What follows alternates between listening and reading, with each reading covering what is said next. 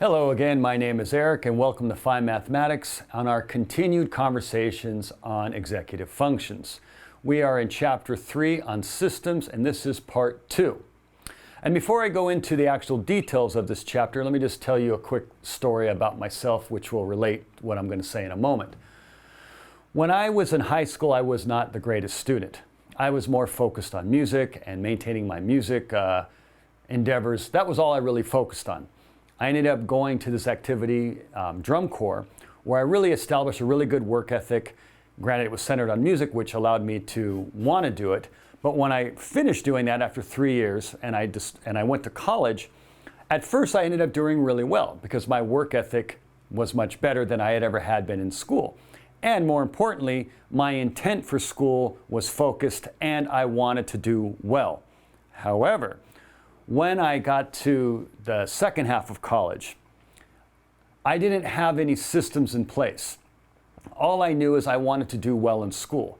So I kind of, making a simple analogy, kind of like if you're in California and you want to travel to, let's say, Egypt.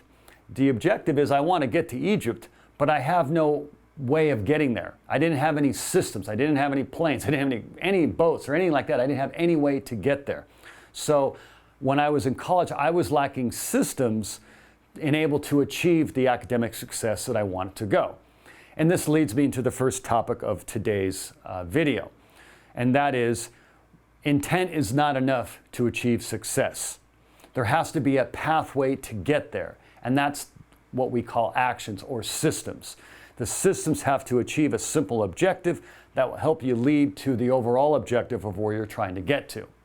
So in my case, even though I had the desire to do well, the desire was not enough to achieve the objective, which unfortunately, even though I was doing much better in school, at best led me to only average results. And I've seen this in students many times.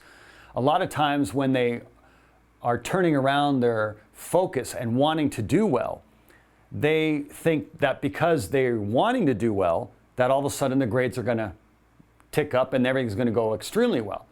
But that's not enough, particularly if the student has never really had a study habit schedule or had any systems in place, let alone environment and all the things we've been talking about to get there.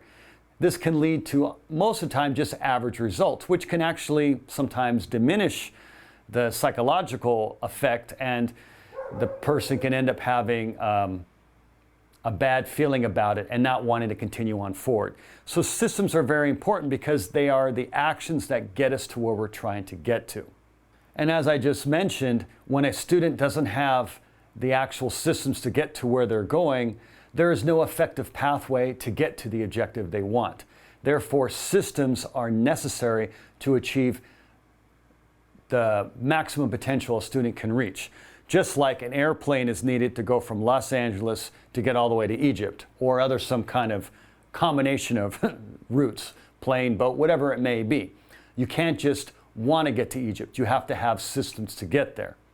And this leads into another subtlety that is built in that a lot of students don't know, particularly because they're young and they haven't had the experience in life yet. But success isn't something that just pops up immediately. Success is built on consistency. So when you have systems in place, that in itself doesn't mean you're going to achieve to your maximum potential.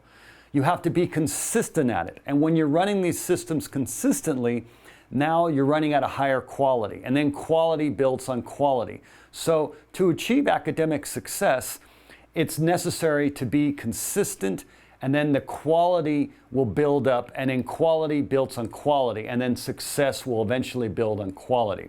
It's not just enough to have desire. We have to have systems in place that will lead us to our objective, which will lead us to the quality, which will lead us to the success.